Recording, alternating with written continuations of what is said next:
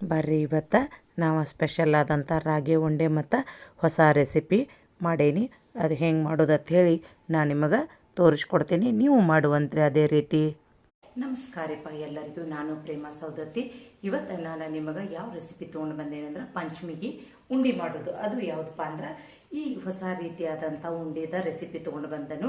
ಅದನ್ನು ನೀವು ರೆಸಿಪಿ ಪೂರ್ತಿಯಾಗಿ ನೋಡ್ರಿ. ನೀವು ಇದನ್ನು ಪಂಚಮಿಗೆ ಉಂಡೆ ರೆಡಿ ಮಾಡ್ಕೋರಿ. ಮಾಡ್ಕೊಂಡ ನಮಗೆ ಹೆಂಗೆ ಉಂಡೆ ಬಂದು ಅಂತ ಹೇಳಿ ಕಮೆಂಟ್ ಮಾಡಿ ತಿಳಿಸೋದಂತ ಮರಿಬೇಡ್ರಿ. ಬರ್ರಿ ಈಗ ನಾನು ರೆಸಿಪಿಗೆ ಏನೇನು ತೊಗೊಂಡನಂತ ಹೇಳಿ ಇವಾಗ ನೋಡ್ರಿ. 2 ಬಟ್ಲ ರಾಗಿ ಹಿಟ್ಟು ತೊಗೊಂಡೇನಿ. ಈ ಬಟ್ಲ ಮೇಜರ್ಮೆಂಟ್ ಇದನ್ನ ಇಟ್ಕೋಬೇಕು, ಯಾಕಂದ್ರೆ ಮತ್ತು ಮುಂದೆ ಬೆಲ್ಲಕ್ಕೂ ಇದ ಬಟ್ಟಲ್ಲೇನ ಬೆಲ್ಲ ತೊಗೋಬೇಕಾಗ್ತದೆ. ಅದಕ್ಕಾಗಿ ಒದ್ದ ಬಟ್ಲ ಯೂಸ್ ಮಾಡಿರ್ತಾರಲ್ಲ ಅದನ್ನ ಇಟ್ಕೋರಿ. ಈಗ ಇದನ್ನು ಹಿಟ್ಟು ಕಲಿಸ್ಕೋಬೇಕು. ಆಮೇಲೆ ಬಾದಾಮು, ಗೋಡಂಬಿ ಮತ್ತು ಒಣ ದ್ರಾಕ್ಷಿ, ಇಲ್ಲಿ ಬೆಲ್ಲ ಕುಟ್ಟಿಟ್ಕೊಂಡೇನಿ ನೋಡ್ರಿ. ಇದು 2 ಬಟ್ಲ ಆಗುವಷ್ಟು ಬೆಲ್ಲ ಕುಟ್ಟಿಟ್ಕೊಂಡೇನಿ. ಆಮೇಲೆ ಈಗ ಇದನ್ನ ಮೊದಲೇ ಅದಕ್ಕೆ ಹಿಟ್ಟ ಕಲಿಸಿಟ್ಕೋಬೇಕು ನೋಡ್ರಿ.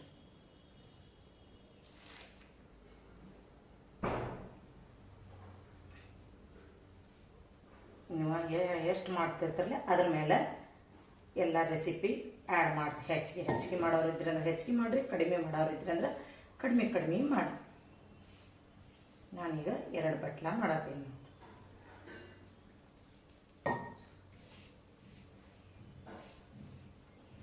ನೋಡ್ರಿ. ಇಷ್ಟ ಹಿಟ್ಟ ಗಟ್ಟೆನ ಕಲಿಸಿಡ್ಬೇಕು. ಭಾಳ ತಿಳುನು ಕಲಿಸ್ಬಾರ್ದು, ಇಷ್ಟು ಗಟ್ಟಿ ಇರ್ಬೇಕು ನೋಡ್ರಿ. ಈಗ ಇದನ್ನು ಸೈಡಿಗೆ ತೆಗೆದಿಡೋನು. ಇವಾಗ ಏನೈತ್ರಲ್ಲ ನೆಕ್ಸ್ಟ್ ಇವೆಲ್ಲ ಡ್ರೈ ಫ್ರೂಟ್ಸ ಹುರ್ಕೋಬೇಕು ನೋಡ್ರಿ. ಇವಾಗ ನೋಡ್ರಿ, ಈ ಹಿಟ್ಟ ಏನು ಲಟ್ಸೋದೇನು ಬೇಕಾಗಿರೋದಿಲ್ಲ. ತವಿ ಮೇಲನ್ನ ನೀವು ಡೈರೆಕ್ಟಾಗಿ ದೊಡ್ಡ ಉಳ್ಳಿಗಳ 3 ಉಳ್ಳಿ ಆಗ್ತಾವೆ. ಇದ್ರೊಳಗೆ 3 ಉಳ್ಳಿ ತೊಗೊಂಡ ಈ ಥರ ಇಟ್ಟು ತವಿ ಮೇಲನ ಇದನ್ನು ಅಗಲು ಮಾಡ್ಬೇಕು ನೋಡಿ.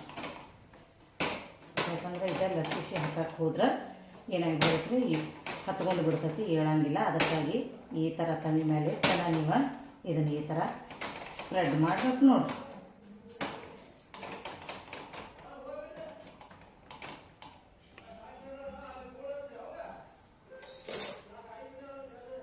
ನಾ ಇವಾಗನ ಇದ್ರ ಸಂಬಂಧ ತುಪ್ಪ ಕಷಿನ ತೇಳಿಲ್ಲ.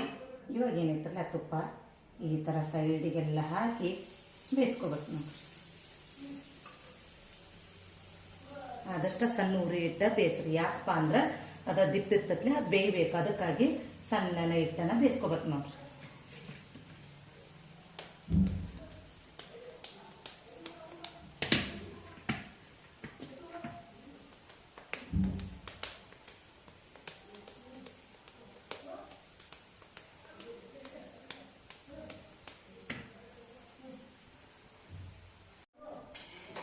ಇವಾಗ ಏನೈತಲ್ಲ ಇದನ್ನು ಹೊಳ್ಳಿಸಿ ಈ ಸೈಡನ್ನು ಬೇಯಿಸ್ಕೋಬೇಕು ನೋಡ್ರಿ.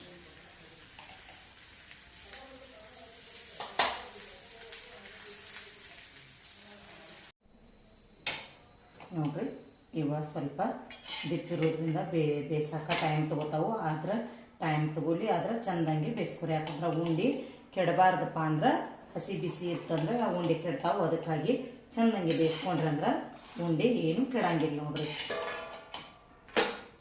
ಇಷ್ಟ ಬೇಯಿಂದ ಬರ್ಬೇಕು ನೋಡ್ರಿ. ಇವಾಗ ಏನೈತಲ್ಲ ನೆಕ್ಸ್ಟ್ ಉಳ್ಳಿ ಹಾಕಿ ಮತ್ತು ಅದ ರೀತಿನ ಸ್ಪ್ರೆಡ್ ಮಾಡ್ಕೋಬೇಕು ನೋಡ್ರಿ.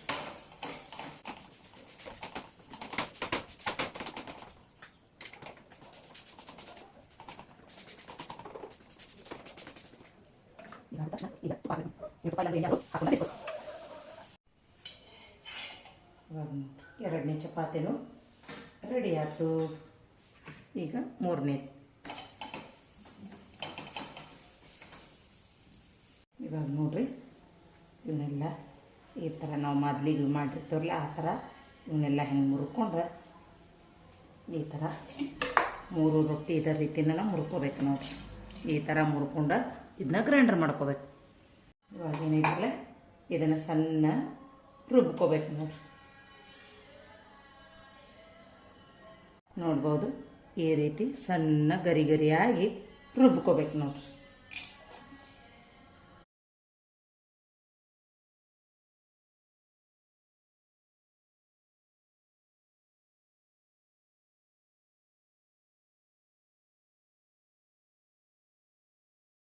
ಇವಾಗ ಎಲ್ಲಾನು ರುಬ್ಬಿಟ್ಕೊಂಡನು ಇಷ್ಟ ಸಣ್ಣ ರುಬ್ಬಿಕೊಂಡ್ರೆ ಸಾಕು ನೋಡ್ರಿ. ಇನ್ನೇನೈತ್ರಲ್ಲ ಉಂಡಿಗೆ ಇದನ್ನು ತೊಗೋಬೇಕು, ಬೆಲ್ಲದ ದಾಣ. ಬರ್ರಿ ಅದನ್ನು ಹೆಂಗೆ ತೋರಿಸ್ತಾನೆ ನಿಮಗೆ, ನೀವು ಅದೇ ರೀತಿ ಮಾಡ್ಕೊಳ್ಳುವಂತ್ರಿ.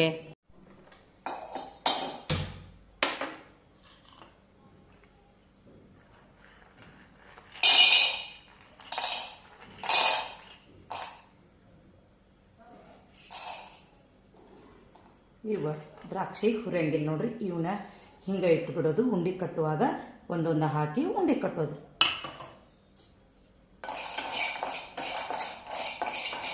ಏನು ಭಾಳ ಕಲರ್ ಚೇಂಜ್ ಆಗ್ಬೇಕತ್ತೇನಿಲ್ಲ, ಸ್ವಲ್ಪ ಬೆಚ್ಚಗಾದ್ರೆ ಸಾಕು. ಅದಕ್ಕೆ ಅಗಸಿ ಬೀಜನೂ ಹಾಕಿ ಹುರಿಬೇಕು. ನಾ ಯಾವಾಗಲೂ ಅಗಸಿ ಬೀಜ ಹುರಿದ ಇಟ್ಟಿರ್ತಾನಲ್ಲ, ಅದಕ್ಕಾಗಿದ್ರೊಳಗೆ ನಾನು ಅಗಸಿ ಬೀಜ ಹಾಕಿಲ್ಲ. ನೆಕ್ಸ್ಟ್ ಅದನ್ನ ಆ್ಯಡ್ ಮಾಡ್ತೀನಿ. ನೀವೇನಾರ ನಿಮ್ಮ ಕಡೆ ಅಗಸಿ ಬೀಜ ಹುರಿಲ್ದೋಣ ಇದ್ದು ಅಂದ್ರೆ ಇದ್ರೊಳಗನ ಹಾಕಿ ಹುರ್ಕೋಬೇಕು ನೋಡಿ. ಇವಾಗ ಇವು 3 ಬೀಜ ಚಟ್ಪಟ್ ಅನ್ನಕತ್ತಾವು. ಇವಾಗ ಏನೈತಲ್ಲ ಗ್ಯಾಸ್ ಆಫ್ ಮಾಡಿ ಬಿಡೋಣ. ನಾ ಹೇಳಿದ್ದೇನ್ರಲ್ಲ ಅಗಸಿ ಬೀಜ ಯಾವಾಗಲೂ ನಾನು ಹುರಿದ ಇಟ್ಟಿರ್ತೇನೆ ಅಂತೇಳಿ ನೋಡಿರಿ. ಇವನ್ನ ಹುರಿದ ಇಟ್ಟೀನಿ. ಈಗ ಏನು ಮಾಡ್ತೇನೆ ಅಂದ್ರೆ ಇದ ಬಿಸಿ ಒಳಗನ 1-2 ಸ್ಪೂನ ಸೇರಿಸ್ಕೊಂಡ್ಬಿಡ್ಬೇಕು ನೋಡಿರಿ. ಹೊಸ ರೀತಿ ಉಂಡಿನ ಕಟ್ಬೋದು.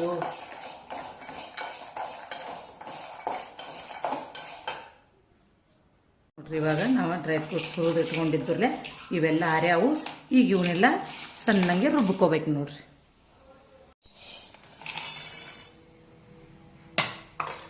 ಇವನ್ನೆಲ್ಲ ಸಣ್ಣ ಪುಡಿ ಮಾಡಿ ತೊಗೋಬೇಕು. ನೀವು ಬೇಕಂದ್ರೆ ಗರಿ ಗರಿಯಾಗಿ ರುಬ್ಕೋಬೋದು. ಇವಾಗ ನೋಡ್ರಿ ಇಷ್ಟು ಸಣ್ಣ ರುಬ್ಕೊಂಡೆ.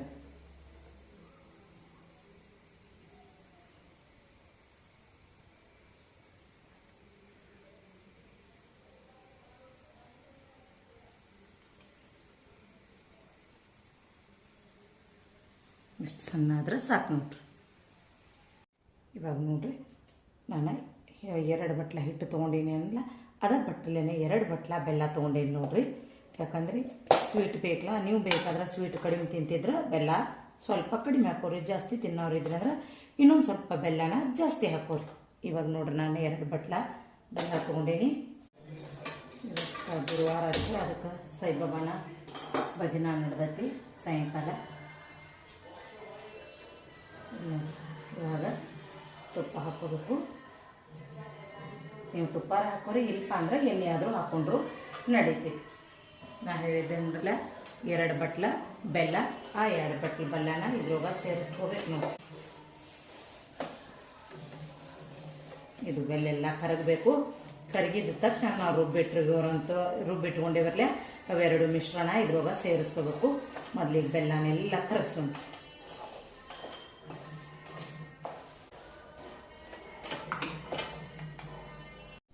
ಇವಾಗ ನೋಡ್ರಿ ಅದ ವಿಡಿಯೋ ಸ್ಕಿಪ್ ಆಯ್ತು. ಎಲ್ಲನೂ ಬೆಲ್ಲದ ಅನ್ನದೊಳಗೆ ಇದನ್ನೆಲ್ಲನೂ ಸೇರಿಸಿ ಈಗ ನಾನು ಈ ಥರ ಕಲಿಸ್ಕೊಂಡ್ರೆ ನೋಡ್ರಿ. ಅದ ವಿಡಿಯೋನ ಸ್ಕಿಪ್ ಆಯ್ತು, ಸಾರಿ. ಯಾಕಂದ್ರೆ ನಾನು ಆನ್ ಮಾಡಿ ತಿಳ್ಕೊಂಡಿನಿ, ಅದು ಆನ್ ಆಗಿರಲಿಲ್ಲ. ಇವಾಗ ಏನೈತಲ್ಲ ಇಷ್ಟು ಕಲಸಿದಾದ್ಮೇಲೆ ಎಲ್ಲ ಮಿಶ್ರಣ ಚೆನ್ನಾಗೆ ಕೂಡಿದ ಮೇಲೆ ಗ್ಯಾಸ್ ಆಫ್ ಮಾಡಿ ಇದೇನೀಗ ಮಾಡಿ ಕೆಳಗೆ ಇಳಿಸ್ಕೊಂಡ್ಬಿಡ್ಬೇಕು ನೋಡ್ರಿ. ಇದನ್ನು ಭಾಳ ಇದನ್ನು ಮಾಡೋಂಗಿಲ್ಲ, ಗ್ಯಾಸ್ ಮೇಲೆ ಇಟ್ಟು ಮತ್ತೆ ಇರ್ಬೇಡ್ದು ಅಂದ್ರೆ ಇದೇನಾಗಿಬಿಡ್ತೈತಿ, ಏರ್ ಬಂದು ಬಿಡ್ತೈತಿ ರೀ. ಉಂಡಿ ಗಟ್ಟಿ ಗಟ್ಟಿಯಾಗಿ ಸ್ಟಾರ್ಟ್ ಆಗ್ತಾವೆ. ಇಷ್ಟ ಆದ್ರೆ ಸಾಕು ನೋಡ್ರಿ. ಇವಾಗ ಏನೈತಲ್ಲ ಈ ದ್ರಾಕ್ಷಿ ಇಟ್ಕೊಂಡಿದ್ದಿಲ್ಲ, ಇವು ದ್ರಾಕ್ಷಿನ ಇದಕ್ಕೆ ಸೇರಿಸ್ಕೋಬೇಕು ನಾವು. ಇದೆಲ್ಲ ಪೂರ್ತಿ ಆರಿಲ್ರಿ. ಆರಿದ ಮೇಲೆ ಉಂಡೆ ಕಟ್ಟೋಣ. ಈಗ ಸುಡು ಇದ್ದಾಗ ಕಟ್ಟಾಕಂಗಿಲ್ಲ. ನೀವು ಬೇಕಂದ್ರೆ ದ್ರಾಕ್ಷಿ ತುಪ್ಪದಾಗ ಕರೆದಾದ್ರೂ ಹಾಕ್ರಿ. ನಾನೀಗ ಇದನ್ನ ಹಂಗೆ ಹಾಕೇನಿ. ಇದೊಂದು ಸ್ವಲ್ಪ ಆರಲಿ. ಆರಿದ ಮೇಲೆ ಉಂಡೆ ಕಟ್ಟೋಣ.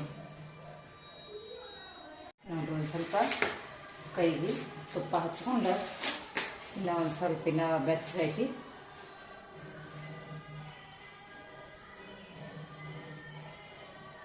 ಈ ಥರ ಉಂಡೆ ಕಟ್ಟಿರ್ತೀನಿ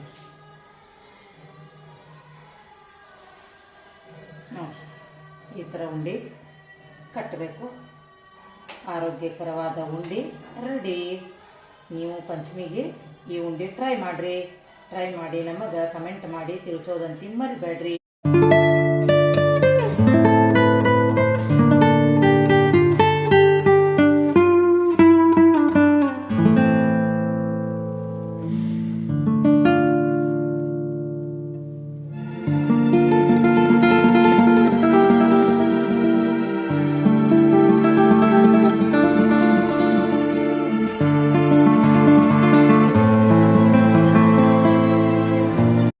ಬರ್ರಿ, ಇವಾಗ ನಾವು ಹೊಸ ರೀತಿ ಮತ್ತು ಸ್ಪೆಷಲ್ ಆದಂಥ ಉಂಡೆ ಮಾಡೇವಿ. ಅವು ಹೆಂಗಾಗ್ಯಾವು ಏನಂತ ಹೇಳಿ ನಿಮಗೀಗ ನಾನು ತೋರಿಸ್ತೇನೆ ನೋಡ್ರಿ. ಎಷ್ಟು ಸಾಫ್ಟು ಆಗ್ಯಾವು ಮತ್ತು ಸಖತ್ತಾಗಿ ರುಚಿನೂ ಬಂದಿದ್ದು ನೋಡ್ರಿ. ಅದಕ್ಕೆ ಈ ರೆಸಿಪಿ ಏನಾದರೂ ನಿಮಗೆ ಇಷ್ಟ ಆಯ್ತಪ್ಪ ಅಂದ್ರೆ ನೀವು ಈ ರೆಸಿಪಿ ಟ್ರೈ ಮಾಡಿ ನಿಮ್ಮ ಫ್ರೆಂಡ್ಸ್ಗೆ, ನಿಮ್ಮ ಫ್ಯಾಮಿಲಿ ಮೆಂಬರ್ಸ್ಗೆ ಶೇರ್ ಮಾಡಿರಿ. ಹೊಸವಾಗಿದ್ದವ್ರ ನಮ್ಮ ಚಾನಲ್ಗೆ ಸಬ್ಸ್ಕ್ರೈಬ್ ಆಗ್ರಿ. ಮತ್ತೆ ಸಿಗೋಣಂತ ಮುಂದಿನ ರೆಸಿಪಿ ಒಳಗೆ. ಧನ್ಯವಾದಗಳು.